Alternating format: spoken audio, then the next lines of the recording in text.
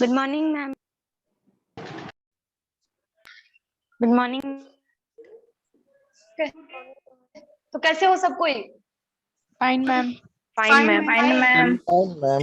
Ma'am what about you ma'am? How is your जोश at the good peak? Ma'am. Good. Hi, ma'am. तो ठीक है, class start करेंगे। सब कोई अपना अपना स्पीकर म्यूट कर लो। Yes ma'am. म्यूट कर लो ताकि किसी का भी नॉइज सुनाई ना दे। Give me minute.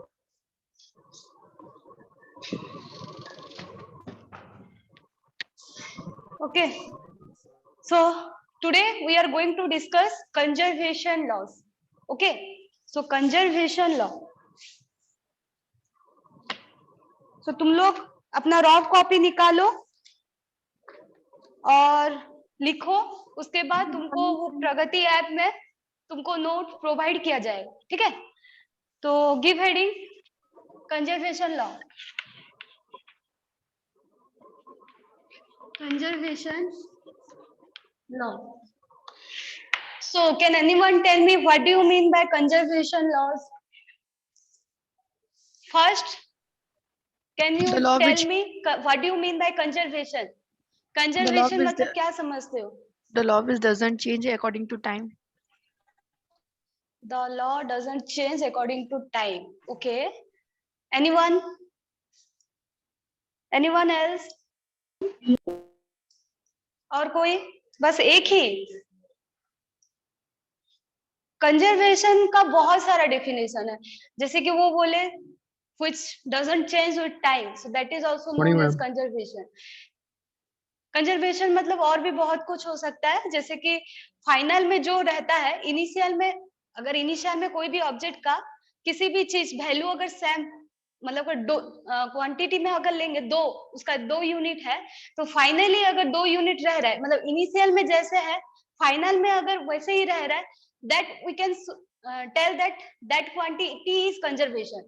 और भी क्या बोल सकते हो, अगर किसी भी क्वांटिटी का पाथ इंडिपेंडेंट रह रहा है, जैसे कि पाथ इंडिपेंडेंट मतलब क्या, किसी भी रास्ता से तुम उसको कैलकुलेट करोगे उसका वैल्यू सेम आएगा, तो that is the meaning of path independent. Okay, तो तुम किसी भी तरफ से जाओगे, जैसे कि प्रगति कॉलेज तुमको पहुंचना है, कहाँ से स्टार्ट के भवानीपटना स्टेशन से, तो किसी भी रास्ता से तुम लोग जाओगे, अगर तुमको टाइम सेम लग रहा है, टाइम उतना ही तुमको 10 मिनट ही लग रहा है, तो at that time you can say that quantity is independent. तो इंडिपेंडेंट का मतलब क्या रहता है कि वो पाथ इंडिपेंडेंट, दैट मीन्स किसी भी रास्ता में जाओगे, किसी भी वे में तुम फॉलो करोगे, तुम उसका वैल्यू सेम ही पाओगे. So that is the meaning of path independent.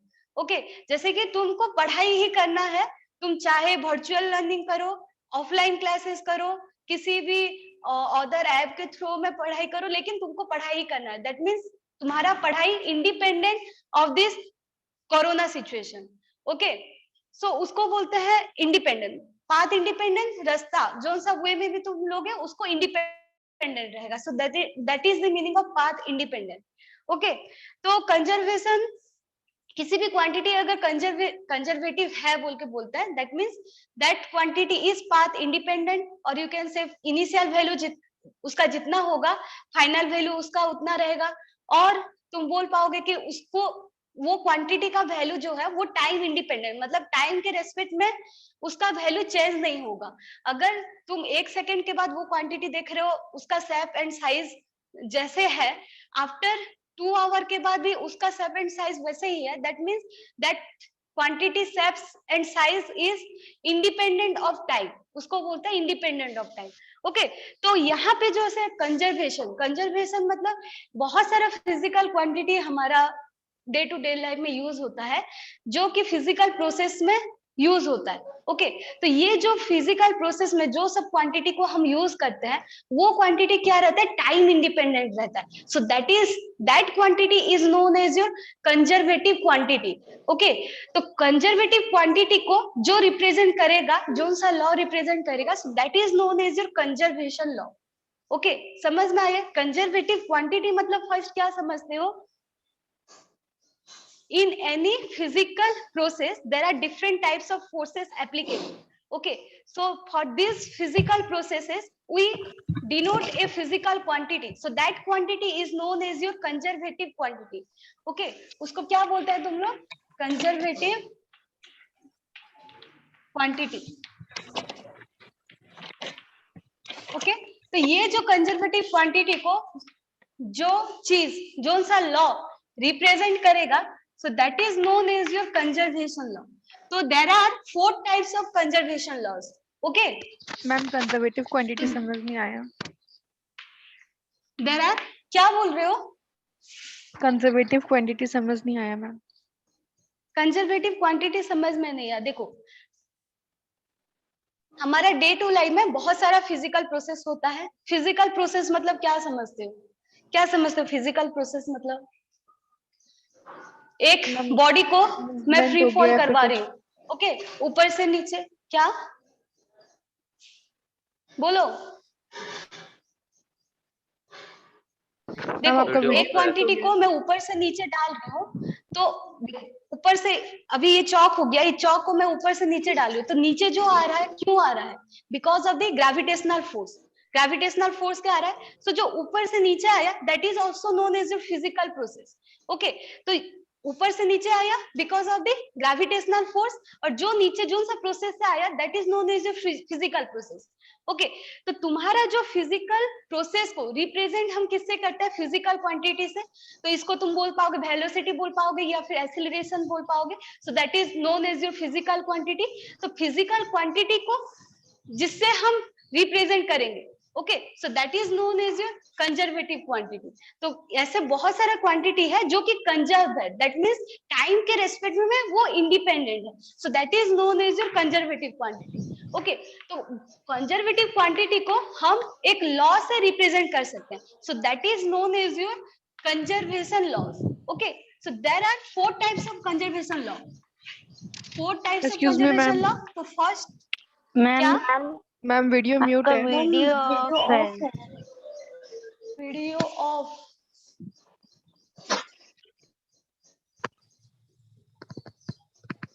Give me a minute. Give me a minute.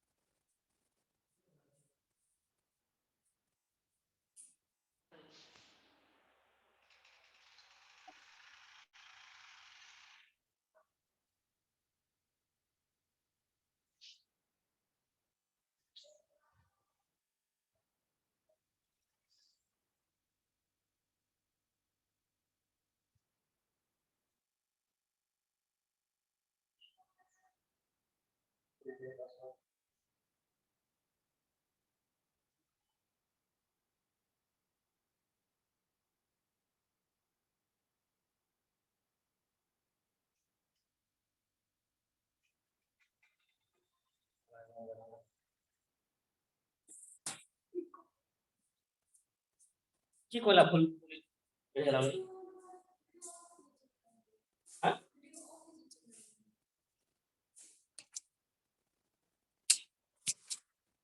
എന്താ വീട് चलिए देखो पहुंच गई कौन थे पहुंचना वो स्पीकर सोल थी ऑन किया बस ऑटोमेटिक नहीं पड़ी है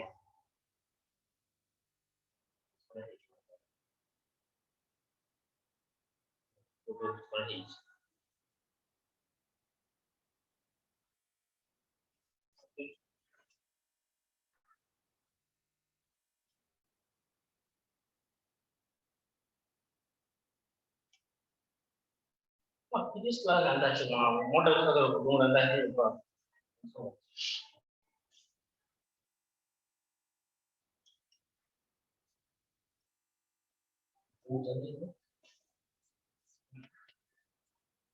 kalau bagus kemudian kalau English English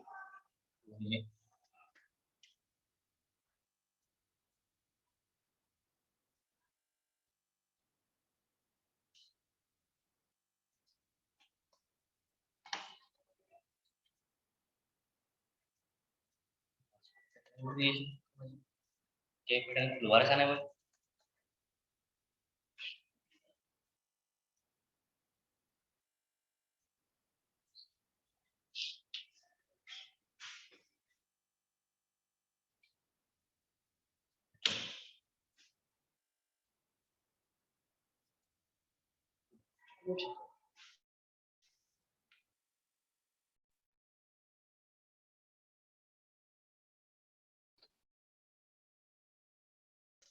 Okay. Am I audible now?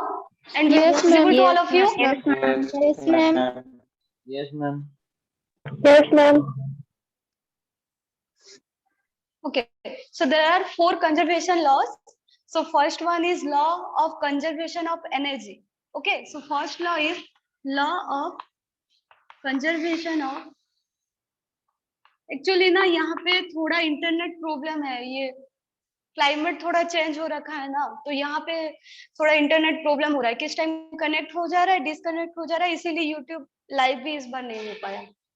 ठीक है, तो law of conservation of energy,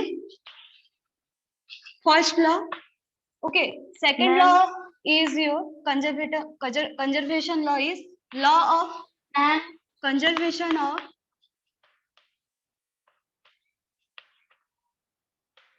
linear momentum. Okay, linear momentum. Second law is your law of conservation of your angular momentum. Linear momentum, angular Yes, momentum का ma'am. नाम सुने हो? हैं? Linear momentum, angular momentum, ये सब का नाम सुने हो क्या? सुना Ma'am, लग रहा linear है तुम लोग momentum को? सुने। Yes, ma'am. हाँ, ma'am. Okay, so fourth law of conservation is law of conservation of charge. Okay, so there are 4 conservation law. So first conservation law is energy, law of conservation of energy. Second one is your law of conservation of linear momentum. Third one is your law of conservation of angular momentum, and fourth one is your law of conservation of charge. Okay, तो तुम energy मतलब क्या समझते हो? Energy means what do you mean by energy? Energy मतलब क्या समझते हो? अभी तुम्हारा, मैं जैसे पूछी कि हाउ इज योर जोश बोल के पूछी, तो तुम्हारा क्या एट द पीक तुम बोल पाओगे at the peak, that means you are full of energy. हम मॉर्निंग टाइम में फुल ऑफ एनर्जी रहते हैं, और नाइट में जिस टाइम सोने जाते हैं उस टाइम हमको थोड़ा टायर्ड फील होने लगता है। तो क्यों ऐसे फील होता है? क्योंकि मॉर्निंग में हम फुल जोश में रहते हैं, फुल ऑफ एनर्जेटिक फील करते हैं, वॉक पे जाते हैं, थोड़ा माइंड फ्रेश रहता है, दैट मीन्स हमारा जो जोश है, हमारा जो एनर्जी है फुल रहता है। और at the end of the day जब तुम सोने जाते हो तब तुमको थोड़ा टायर्डनेस फील होता है, थोड़ा एनर्जी कम हो गया है जैसे फील होता है। So that is energy. Okay, तो तुम्हारा जो फिजिक्स में एनर्जी क्या है? फिजिक्स में एनर्जी 2 टाइप्स का एनर्जी रहता है, जैसे कि एक हो गया तुम्हारा पोटेंशियल एनर्जी और एक हो गया तुम्हारा kinetic energy. Okay, potential energy plus kinetic energy को मिक्स कर देने से वो हो जाता है तुम्हारा मैकेनिकल एनर्जी। तो ये लॉ क्या बोलता है? Law of conservation of energy क्या बोलता है? Energy can neither be created nor be destroyed, but it can form, transmit, or it can form from one form to another. So what does it mean? देखो लिख दे रही हूँ, law of conservation of energy.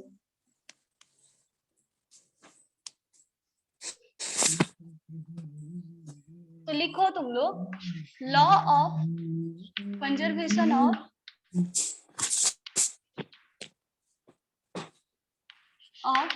Energy. तो conservation मतलब first initial energy जितना रहेगा final में भी एनर्जी उतना ही रहेगा। Okay, so first you have to know what is the law of conservation of energy. So energy can neither be created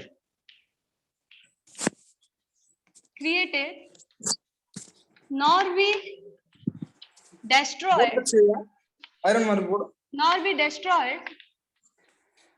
but it can transmit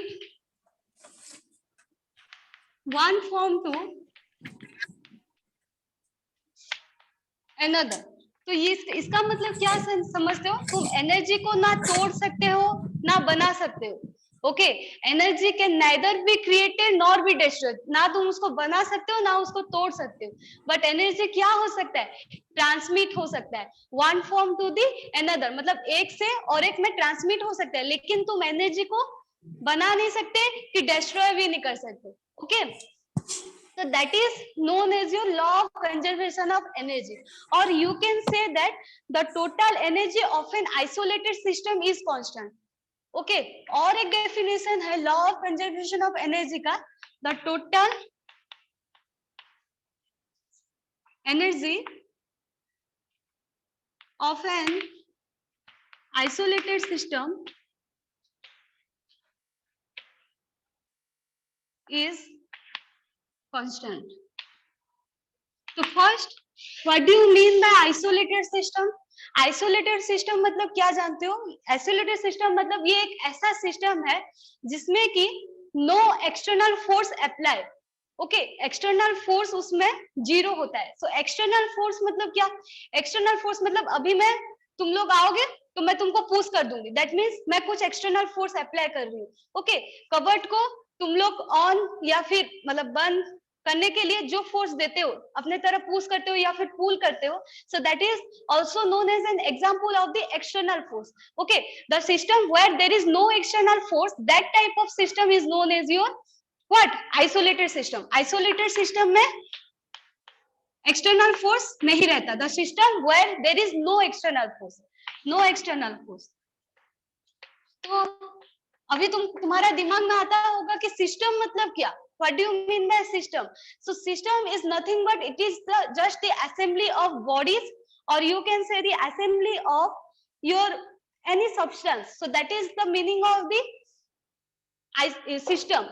Okay, system मतलब ये हमारा सिस्टम है, हम बोलते हैं ना ये हमारा सिस्टम है, जैसे कि ये प्रगति ये हमारा टोटल सिस्टम है। तो सिस्टम मतलब यहाँ पे ग्रुप्स ऑफ पर्सन को लेके बना है। तो उसी तरह तुम्हारा फिजिक्स में सिस्टम मतलब क्या समझते हो? सिस्टम मतलब it is the assembly of bodies और any substance, so that is known as your system. Okay, तो another definition of the conservation of law, conservation of energy is the total energy of an isolated system is constant. मतलब एक ऐसा system जिसमें कि force नहीं है, no external force है, उसमें जो एनर्जी रहेगा उसका हमेशा कांस्टेंट रहेगा। दैट मीन्स तुम उसको ना बढ़ा सकते हो ना ही घटा सकते हो। So that is the meaning of constant.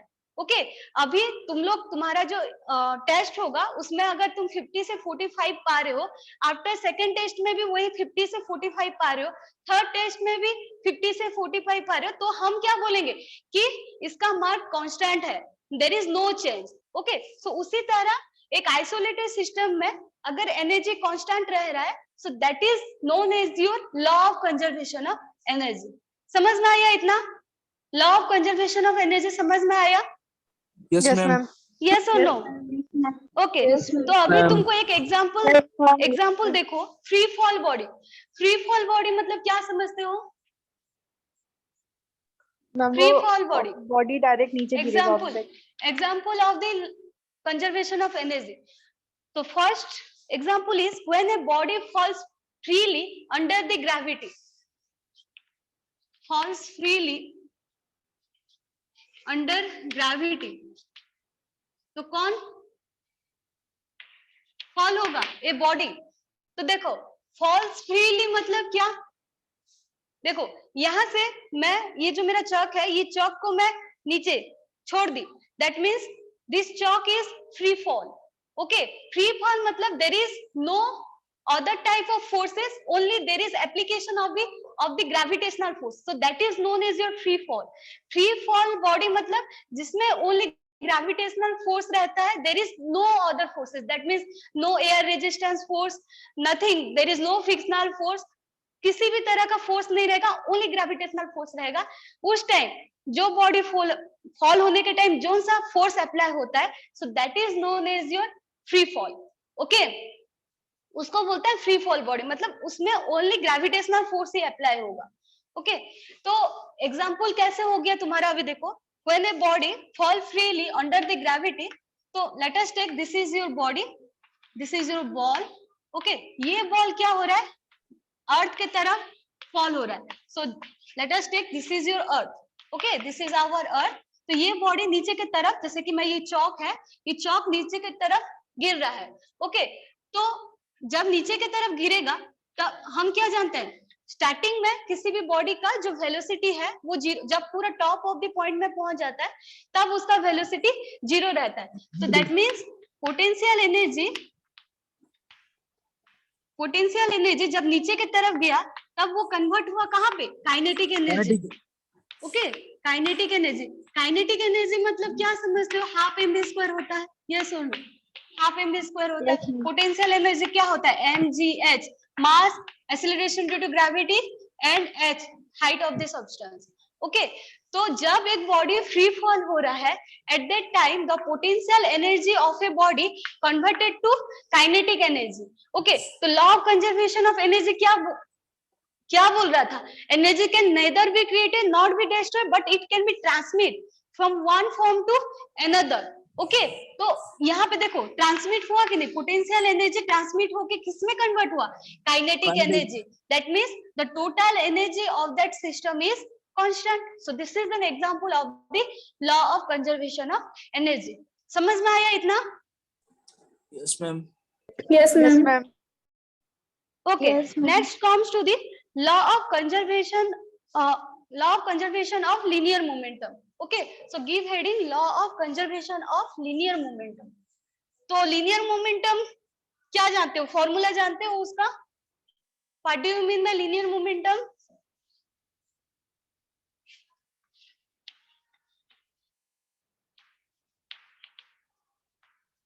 बोलो, लीनियर मोमेंटम किसको पता है?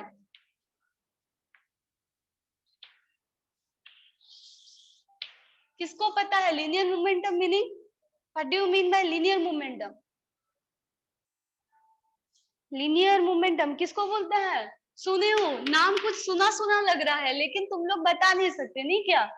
P is equals to m into v होता है, okay? So P is known as your linear momentum. So linear momentum is the product of the mass of the body and the velocity of that object. So that is the formula for the linear momentum, okay? Linear momentum is the product of the mass of a body and the velocity of that object. So that is known as your linear momentum. So law of conservation of linear momentum क्या बोलता है? This law states that if there is no external force at that time, the linear momentum of the object is constant. Okay, तो ये law क्या बोल रहा है? देखो मैं लिख रही हूँ. This law states that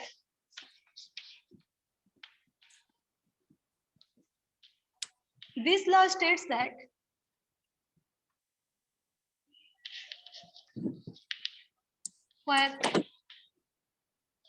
there is no external force,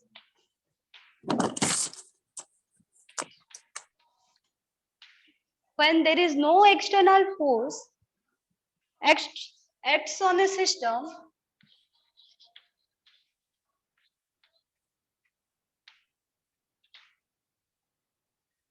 then the linear momentum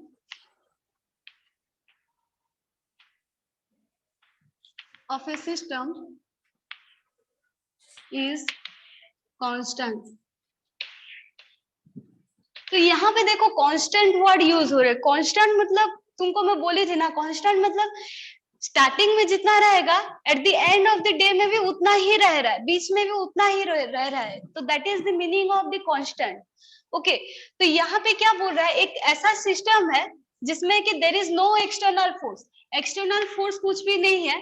तो at that time you will say that the linear momentum of that system is constant. उस टाइम बोला जाएगा कि वो सिस्टम का लीनियर मोमेंटम कांस्टेंट है. मतलब क्या समझ रहे हो, एक मैं सिस्टम ली, असेंबली में बहुत सारा बॉडीज को ली हूँ और उसमें कुछ भी एक्सटर्नल फोर्स अप्लाई नहीं हो रहा है. Okay, there is there is no external force.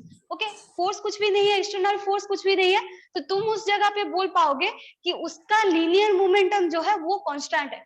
That means that system obey the law of conservation of linear momentum. समझ में आया? तो लीनियर मोमेंटम मतलब क्या जानते हो? P is equals to m into v.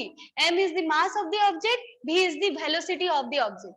Okay, तो अगर कोई सिस्टम में फोर्स अप्लाई नहीं कर रहे हैं, there is no external force, बाहर से कुछ भी फोर्स अप्लाई नहीं कर रहे हैं, eight that time you can say that the system where there is no external force obey the law of conservation of linear momentum. Okay, समझ में आया इतना?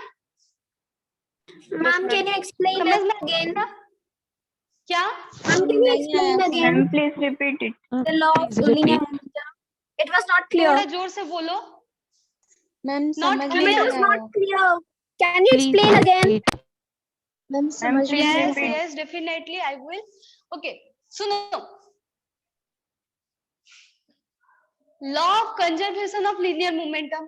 कंजर्वेशन मतलब इनिशियली जितना है फाइनली उतना रहेगा, सो that is the meaning of conservation. फिर देखो linear momentum, what do you mean bye linear momentum? P is equals to mass into velocity होता है, so that is the meaning of linear momentum. P is equals to mass into velocity. Okay, तो ये law क्या बोल रहा है? Where there is no external force on a system, at that time you can say that the linear momentum of that system is constant. Okay, ये क्या बोल रहा है? एक ऐसा सिस्टम को मैं कंसीडर कर रही हूँ, let us take this is your system. In this system there are lots of particles और objects.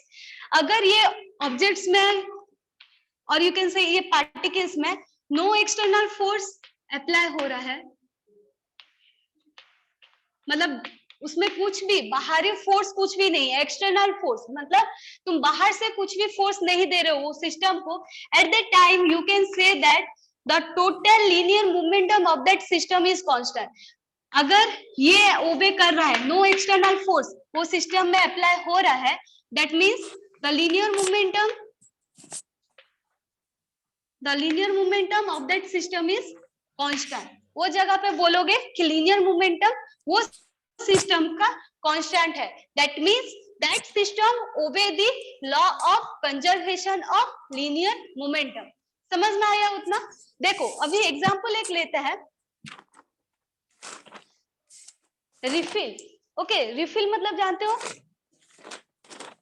A refill gives the backward kick when we fire a bullet. Okay, तो एक बंदूक है, बुलेट है, let us take this is our bullet. Okay, तो जब हम fire करेंगे, जब हम शूट करेंगे तब क्या होता है? देखो बंदूक से बुलेट निकलेगा और वो जो रिफिल होगा, रिफिल क्या होगा? बैकवर्ड डायरेक्शन में जाएगा।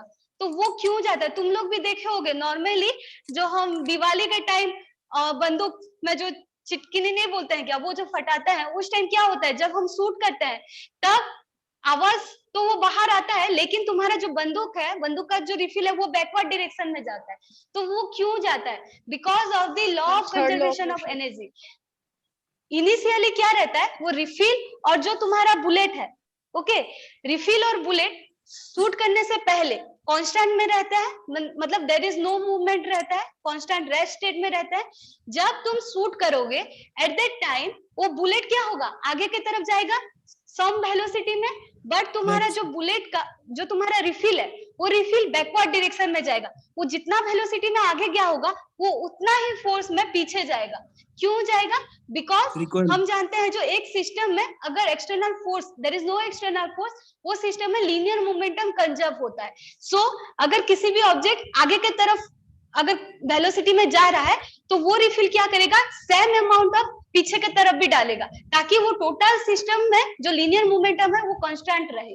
Okay, so that is an example of the conservation of linear momentum. समझ में आया? देखना तुम लोग बुलेट को नॉर्मली शूट करना, तो आगे की तरफ तुम्हारा जो बंदूक है वो आगे की तरफ वहां से बुलेट निकलेगा और पीछे की तरफ तुम्हारा रिफिल बैकवर्ड डायरेक्शन में मूवमेंट होगा। क्यों होता है? Because of the law of conservation of linear momentum. Okay, now comes to the law of conservation of angular momentum. So angular momentum मतलब क्या समझते हो? एंगुलर मोमेंटम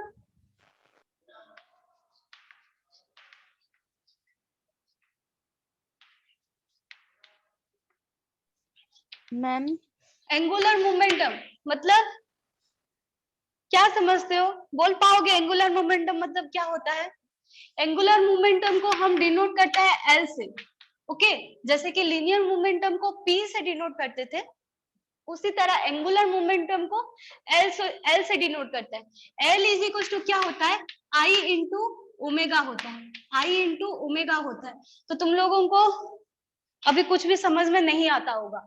सो आई क्या होता है? Moment of inertia, moment of inertia, moment of inertia. W क्या होता है? डब्ल्यू क्या होता है? Angular speed. ओमेगा डब्ल्यू होता है तुम्हारा एंगुलर स्पीड होता है, ओके तो आई इंटू डब्ल्यू होता है तुम्हारा एंगुलर मोमेंटम। उसी तरह लीनियर मोमेंटम क्या होता है? P is equal to m into v होता है। लेकिन एंगुलर मोमेंटम और लीनियर मोमेंटम दोनों डिफरेंट है, ओके तुम्हारा लीनियर मोमेंटम में क्या था? P is equal to m into v, mass into velocity था। लेकिन angular momentum L is equal to moment of inertia into W। So first we have to know what do you mean by movement of inertia। movement of inertia मतलब क्या समझते हो? देखो movement of inertia मतलब किसी भी एक object और यू कैन से किसी भी एक बॉडी अगर वो खुद का एक्सिस में रोटेट कर रहा है, so you can say that that body have some movement of inertia. Movement of inertia मतलब क्या समझे? कोई भी object, let us take this is a body and this body is rotate like this, okay तो खुद का axis में rotate कर रहा है, तो तुम बोलोगे that body have some movement of inertia. तो तुम इसके बारे में ना डिटेल्स, तुम्हारा रोटेशनल मोशन एक चैप्टर है वहां पे तुम लोग पढ़ोगे। अभी के लिए तुम लोग इतना जाने रहो कि लीनियर मोमेंटम का फॉर्मूला क्या है, एंगुलर मोमेंटम का फॉर्मूला क्या है। लीनियर मोमेंटम एंगुलर मोमेंटम दोनों डिफरेंट क्वांटिटी है।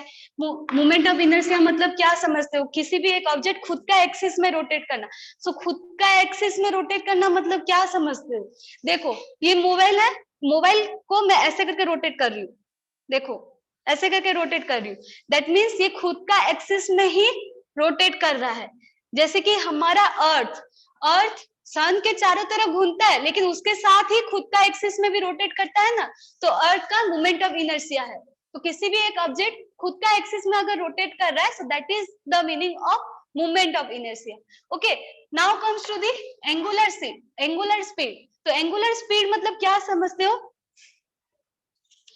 जब किसी भी ऑब्जेक्ट का मोमेंट ऑफ इनर्शिया रहता है, that object associated with some movement, so that is known as your angular speed, or you can say that that body have angular momentum। okay किसी भी एक ऑब्जेक्ट है जिसका कि मोमेंट ऑफ इनर्शिया है, that body associated some movement, so that is known as your angular speed। ये body का क्या है? मोमेंट ऑफ इनर्शिया है। तो ये बॉडी का जो moment of inertia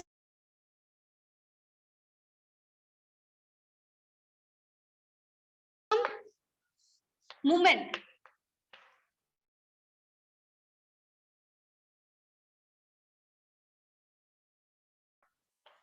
angular momentum, okay तो ये एंगुलर मोमेंटम भी बोल पाओगे इसको, या फिर तुम लोग बोल पाओगे एंगुलर स्पीड, और में तुम बोल पाओगे एंगुलर स्पीड और angular. Ma'am it is buffering. Momentum का formula W is equal to क्या हुआ? Ma'am, there is a glitch. Buffering हो रहा है। बफर हो रहा है। Ma'am, क्या there होता is है? a तो यहाँ पे glitch. भी क्या है? वेलोसिटी है। इट इज R क्या है? बफरिंग। एक ऑब्जेक्ट है जिसका सेंटर है, ये सेंटर से वो ऑब्जेक्ट जो रोटेट कर रहा है सम वेलोसिटी v में रोटेट कर रहा है, और सेंटर से ये ऑब्जेक्ट का जो डिस्टेंस होगा that is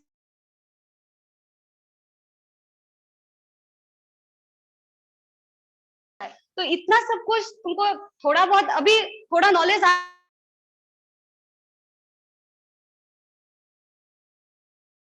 moment of inertia, what do you mean the angular speed? Ma'am हाँ it is lagging.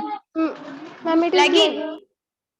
Okay Ma'am, it is lagging. There's a glitch in the network. Okay, from where it is lagging, from which point? Can anyone? Ma'am, angular speed. Angular speed. Ma'am, from angular speed. हो रहा है अभी भी? Yes, ma'am. Yes, ma'am. Yes, ma'am. अभी भी lagging कर रहा है. अभी भी लैगिंग कर रहा है. ओके ओके देखो, again I am saying angular momentum क्या है समझ पाए, मोमेंट ऑफ इनर्शिया समझ पाए. मोमेंट ऑफ इनर्शिया किसी भी ऑब्जेक्ट अपने एक्सिस में रोटेट कर रहा है, that is known as your moment of inertia. तो किसी भी ऑब्जेक्ट का moment of inertia associated with some momentum, so that is known as your angular momentum. Okay, so that is known as your L is equals to I into W. Okay, तो W का formula ये भी रहता है, V divided by R रहता है. Okay इतना समझ में आ गया. अभी देखते हैं law of conservation of angular momentum क्या बोल रहा है. If there is no external torque on a system, at that time you can say that the total angular momentum of a system is constant. The law of conservation of angular momentum states if there is no external torques on a system, then its angular momentum is constant. So write it. It states that when there is no external torque on a system, when there is no external torque on a system, then its angular momentum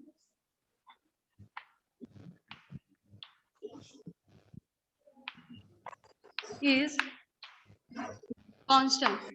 तो क्या बोल रहा है law of conservation of angular momentum, क्या बोल रहा है, if there is no external torque on a system, that means that system have constant angular momentum.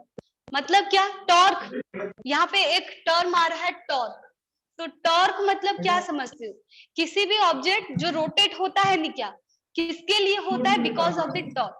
Okay किसी भी ऑब्जेक्ट जो रोटेट होगा, अभी मैं मेरा हाथ को रोटेट कर रही हूँ ऐसे ऐसे ऐसे, so because of the torque, torque के वजह से किसी भी ऑब्जेक्ट का रोटेशन होता है. ओके तो अगर किसी भी एक सिस्टम में there is no torque, there is no rotation, that means okay if there is no torque at that time the angular momentum of that system is constant. उस टाइम तुम बोल पाओगे कि वो ऑब्जेक्ट का एंगुलर मोमेंटम कांस्टेंट है. तो तुम्हारा टॉर्क को हम डिनोट करते हैं टाउ से, ऐसे टाउ से, इसको बोलता है tau. Okay tau is equal to क्या होता है, force into perpendicular distance between that object. Torque is equal to क्या होता है, force or perpendicular distance. Okay तो अगर there is no external torque on a system, at that time you can say that the angular momentum of that system is constant. अगर torque नहीं है, angular momentum constant है, so that is known as your law of conservation of angular momentum. अगर force नहीं है तो उसको क्या बोलते हैं, there is no, if there is no external force at that time the linear momentum of that system is constant, that is known as your law of conservation of linear momentum. Okay अगर force नहीं है तो वो obey करेगा किसको, law of conservation of linear momentum को. अगर torque नहीं है तो वो किसको ओबे करेगा, law of conservation of angular momentum को. ठीक है समझ में आया. तो एक एग्जांपल ले जाते हैं. देखो ये तुम्हारा है सन.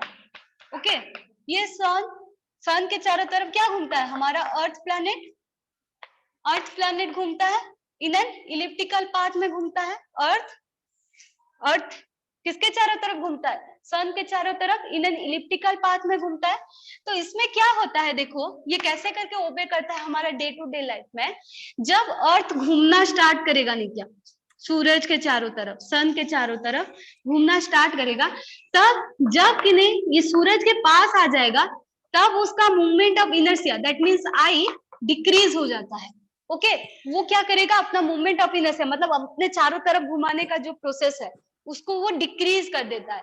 उसको अगर डिक्रीज कर दे रहा है तो because of the law of conservation of angular momentum तुम्हारा जो W है वो इंक्रीज हो जाएगा। ओके, जो एग्जाम्पल में ये है, ओके, जब प्लैनेट सूरज के चारों तरफ घूमेगा और प्लैनेट सूरज के पास जब आ जाएगा तब क्या होगा, मूवमेंट ऑफ इनर्शिया आई उसका डिक्रीज हो जाएगा, W उसका इंक्रीज हो जाएगा। तो ऐसे क्यों होता है, देखो मैं क्या बोली, L is equal to I into omega होगा। तो law of conservation of angular momentum में क्या होगा, L हमेशा कांस्टेंट रहेगा। तो L अगर कांस्टेंट रह रहा है तो देखो L क्या हुआ तुम्हारा कांस्टेंट, तो मैं इसको लिख पाऊंगी I into omega is equal to constant. लिख पाऊंगी कि नहीं लिख पाऊंगी, देखो look out this, I omega is equal to constant हो जाएगा। तो I is equal to constant divided by omega, ऐसे होगा, यस और नो। तो जब प्लैनेट सूरज के पास आ जा रहा है तब आई उसका क्या हो जा रहा है, डिक्रीज हो जा रहा है। दैट मीन्स ओमेगा क्या हो जाएगा, इंक्रीज हो जाएगा, because of the law of conservation of angular momentum. So this is the example of the law of conservation of angular momentum. समझ में आया? Ma'am, हाँ ma'am, I have a doubt. Ma'am, can you explain torque more precisely? I couldn't understand the concept of torque. again sorry, I'm not able to Ma'am, I listen your couldn't voice understand clearly. the concept of torque. You I cannot couldn't understand the concept of torque. Yes. Torque. What do you mean by torque? Torque is nothing but it helps in rotating an object. Okay, एक object को rotate करने के लिए जो applicable रहता है, जो चीज हेल्प करता है, so that is known as your torque. So formula of the torque is force into perpendicular distance. Okay, तो किसी भी ऑब्जेक्ट में फोर्स हो रहा है और उसका अगर हम परपेंडिकुलर ले जाएंगे, परपेंडिकुलर डिस्टेंस ले जाएंगे, सो that is the meaning of torque. तो टॉर्क जैसे कि ये एक ऑब्जेक्ट है, ये हम मेरा डस्टर है, ओके, तो ये डस्टर में मैं देखो ऐसे एक फोर्स डाल रही हूँ, ऐसे एक फोर्स डाल रही हूँ, तो ये डस्टर में मैं क्या ऐसे फोर्स डाल रही हूँ, ऐसे फोर्स एक ऊपर की तरफ डाल रही हूँ, एक नीचे की तरफ डाल रही हूँ, तो ये जो डस्टर है ये ऐसे करके रोटेट हो जाएगा। सो ये जो ऐसे करके रोटेट हुआ that is known as your torque. समझ में आ रहा है कि नहीं आ रहा है? देखो ये पेपर है, ओके, ये पेपर को मैं ऐसे टिल्ट की, ओके, यहाँ से तुमको मैं बोले कि तुम ये पेपर को इस तरफ खींचो बोल के, तो तुम इस तरफ खींचे रहो, देखो सी माई हैंड, तुम इस तरफ खींच रहे हो, पेपर को इस तरफ खींच रहे हो, और एक पर्सन है जो कि ये पेपर को इस तरफ खींच रहा है, इस तरफ खींच रहा है, ओके, तो ये पेपर क्या करेगा, ऐसे करके रोटेट हो जाएगा। ये पेपर ऐसे करके, ये इनिशियल स्टेज था उसका, यहाँ से वो ऐसे करके रोटेट हो जाएगा। सो क्यों ऐसे हुआ, because of the torque. Torque क्या करता है, एक ऑब्जेक्ट को रोटेट करने के लिए हेल्प करता है। So that is the concept of the torque. Understand? Understood? So, it is like a catalyst that helps any object in moving. Catalyst, yes. In your chemistry, you can say that it is just like a catalyst, but in physics, you can say that it is a torque. Okay? समझ में आया? Yes, ma'am, understood. दोनों same ही है। Catalyst बोल पाओ, catalyst क्या reaction को क्यों, कैटेलिस्ट क्या करता है, तुमको हेल्प करता है, रिएक्शन में हेल्प करता है ना, तो उसी तरह एक ऑब्जेक्ट को रोटेट करने के लिए टॉर्क हेल्प करता है। ओके, दोनों सेम ही है, लेकिन वो रिएक्शन के केस में होता है, ये तुम्हारा एक ऑब्जेक्ट को रोटेट के केस में आ रहा है। Understood? Understood? Yes, ma'am. Yes, ma'am. Everyone understood? Yes, Yes, ma'am. ma'am. Okay. Yes, ma'am. So this is the law of conservation of angular momentum. Now comes to the law of conservation of charge. तो charge कहाँ पे apply रहता है, क्या काम करता है charge तुम्हारा, बोलो तो, चार्ज क्या काम करता है? Current flowing. मैम अगर चार्ज फ्लो होता है तो इलेक्ट्रिसिटी फॉर्म होता है। क्या, जोर से थोड़ा बोलो। हम फ्लो अरे फ्लो डरो ऑफ मत, चार्ज बोलो, को कुछ नहीं इलेक्ट्रिसिटी बोलो। बोलते हैं। हाँ, तुम्हारा जो इलेक्ट्रिसिटी अभी जिससे तुम मोबाइल अपना चार्ज बिठा रहे हो ना, मोबाइल चार्ज बिठा रहे हो, देखो चार्ज बिठा रहे हो, यहाँ पे चार्ज वर्ड आ रहा है, तो जिससे तुम चार्ज बिठा रहे हो, किससे? करंट से। तो करंट किस लिए प्रोड्यूस होता है? Because of the charge. Charge के वजह से करंट प्रोड्यूस होता है। Okay, so that is the meaning of charge. मतलब एक वायर है, वायर में करंट फ्लो हो रहा है, तो वो उसका अगर तुम माइक्रोस्कोपिक व्यू में जाओगे तो तुम देखोगे जो वायर में करंट क्यों प्रोड्यूस हो रहा है? Because of the movement of the charges. Charges के वजह से वहां पे करंट प्रोड्यूस हो रहा है। So that is the meaning of charge. Charge तुम्हारा क्या होता है? Electric charge. इलेक्ट्रिक चार्ज में तुम्हारा इलेक्ट्रॉन आता है, प्रोटॉन होता है। जो इलेक्ट्रॉन को हम बोलते हैं नेगेटिव चार्ज और प्रोटॉन को बोलते हैं पॉजिटिव चार्ज। ओके, दोनों का इलेक्ट्रॉन को E माइनस लिखते हैं, प्रोटॉन को क्या? E plus, positive. This is known as your electron and this is your proton. So that is your charge. Okay, तो इलेक्ट्रॉन का चार्ज कितना रहता है? 1.6 into 10 to the power minus 19 coulomb रहता है। सिमिलरली प्रोटॉन का भी वही सेम रहता है, 1.6 into 10 to the power minus 19 coulomb. So that is your charge. Okay, so next comes to the law of conservation of charge. So charge जो conservation of law है वो क्या बोलता है? Charge can neither be created nor be destroyed. Okay, it can be transmit from one form to the another. So that is known as your conservation of charge. Similarly to the energy. Energy में क्या था? Energy को हम ना create कर सकते हैं ना destroy कर सकते हैं, उसको हम transmit कर सकते हैं one form से another form. उसी तरह charge क्या है? चार्ज को हम क्रिएट भी नहीं कर सकते कि डिस्ट्रॉय भी नहीं कर सकते, उसको हम क्या कर सकते हैं? ट्रांसमिट कर सकते हैं। एक बॉडी से अनदर बॉडी को हम ट्रांसमिट कर सकते हैं। Okay, so that is known as your law of conservation of charge. समझ में आया? एनर्जी जो था, चार्ज भी वही है, लेकिन एनर्जी एक बॉडी के केस में उसका एनर्जी उतना है, पोटेंशियल एनर्जी, काइनेटिक एनर्जी। इसमें क्या है? एक बॉडी में जो चार्ज है उसको हम क्या कर सकते हैं? ट्रांसमिट कर सकते हैं एक बॉडी से अनदर बॉडी को। ठीक है, so that is known as your law of conservation of charge. तो एग्जांपल एक ले जाते हैं। देखो एग्जांपल में क्या होगा, अगर मैं एक तुम्हारा ग्लास रॉड ले रही हूँ और एक सिल्क ले रही हूँ, सिल्क सब्सटेंस ले रही हूँ। ओके, क्या ले रही हूँ मैं? एक ग्लास रॉड ले रही हूँ और एक ले रही हूँ सिल्क सब्सटेंस। तो जब मैं ग्लास रॉड को सिल्क सब्सटेंस के साथ रब्ड करूंगी, क्या करूंगी? रब करूंगी, तब क्या होगा?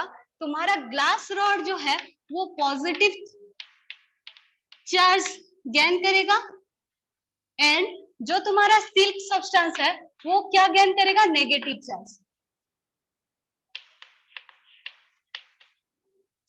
ओके, तो इनिशियली देखो जब मैं रब नहीं की थी, रब करने से पहले तुम्हारा ग्लास रॉड और जो सिल्क था वो तुम्हारा न्यूट्रल था, ना पॉजिटिव चार्ज, ना वो बॉडी का पॉजिटिव चार्ज था ना ही नेगेटिव चार्ज था। ओके, न्यूट्रल था, मतलब पॉजिटिव जितना अमाउंट में था नेगेटिव भी उतना था। और you can say that the charge of that system is zero. किस टाइम था? रब से पहले। रब करने के बाद क्या हो गया? ग्लास रॉड हो गया तुम्हारा पॉजिटिव चार्ज हो गया और सिल्क सब्सटेंस हो गया तुम्हारा नेगेटिव चार्ज। ओके, लेकिन हम क्या जानते हैं? कंजर्वेशन ऑफ चार्ज, ये जो चार्ज है उसको हम क्रिएट नहीं कर सकते कि डिस्ट्रॉय भी नहीं कर सकते, लेकिन it can be transmit from one form to the another. इसको हम ट्रांसमिट कर सकते हैं एक बॉडी से दूसरे बॉडी में। तो उसी तरह ग्लास रॉड और सिल्क सब्सटेंस हम रॉड करने से पहले उसमें चार्जेस था लेकिन सेम अमाउंट में था। तो जब हम रॉड किए तब क्या हुआ? ये पॉजिटिव चार्ज हो गया, ये नेगेटिव चार्ज हो गया। दैट मीन्स चार्ज फ्लो हुआ एक बॉडी से और एक बॉडी में। अगर इलेक्ट्रॉन जा रहा है, अगर ये एक बॉडी है, ये एक बॉडी है, इसमें इलेक्ट्रॉन है।